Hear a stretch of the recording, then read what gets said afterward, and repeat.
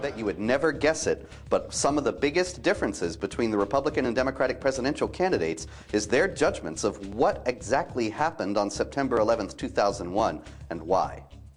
First, the Republicans. In a recent debate, they were anxious to avoid giving the impression that they thought that jihad terrorism had anything to do with Islam. Mike Huckabee even spoke of the radical Islamic faith and said that the enemy was not all Islam, and that's what's very important. This isn't, he said, an Islamic problem. This is a jihadist problem. This is an Islamofascism problem. Huckabee didn't explain how a problem involving jihad, which is, after all, a central principle within Islam, could not be, at least in some way, an Islamic problem.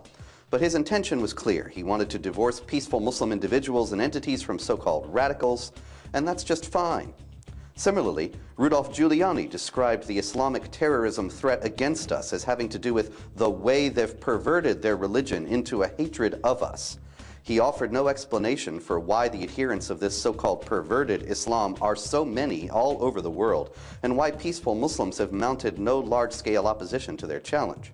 Nonetheless, the candidate's awareness of the nature of the threat was refreshing.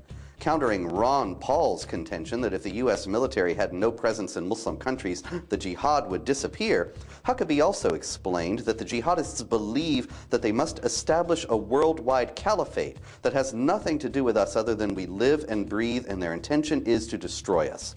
Mitt Romney likewise chided Ron Paul. Well, unfortunately, Ron, you need a thorough understanding of what radical jihad is, what the movement is, what its intent is, where it flows from. And the fact is that it's trying to bring down not just us, but it's trying to bring down all moderate Islamic governments, Western governments around the world, as we just saw in Pakistan. Romney also spoke of a battle that is going on within the world of Islam, of radical, violent jihadists trying to bring down all moderate Islamic people and nations and replace them with a religious caliphate. Now, what about the Democrats? Did they say anything about jihad or caliphate or anything like that at all? What do you think? Not once. Nope, nothing.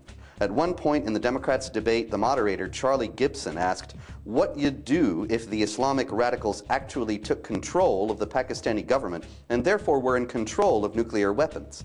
The responses were generally rambling and focused on particulars of the situation in Pakistan, but one common feature of them was that jihad, and certainly Islam, did not figure in. Bill Richardson spoke of the war in Iraq as an agent of Muslim radicalization, but that's as close as anyone got. John Edwards spoke vaguely about the possibility of an undefined terrorist group getting hold of a nuclear weapon. Barack Obama, equally vaguely, warned of the need to deal with long-term threats, and Hillary Clinton, just as cloudy, spoke about the need to counter stateless terrorists. Now, why does all this matter? It matters because the United States cannot possibly defeat an enemy that we are afraid to name. And we're presently at war with people who do identify themselves not as terrorists, stateless or otherwise, and not even as radical, violent jihadists, as Romney calls them, but as jihadists, pure and simple, warriors of Islam, intent to establish the rule of Islam over the world, erasing all traces of secularism and cultural accommodation from the Islamic world, and subjugating women and non-Muslims as inferiors on the grounds of Islamic law. The longer that presidential candidates, to say nothing of government and law enforcement officials, continue to ignore or downplay the breadth and the nature of the jihadist threat, the longer is postponed the formulation of a comprehensive defensive strategy to counter it. And that puts us all at risk. I'm Robert Spencer.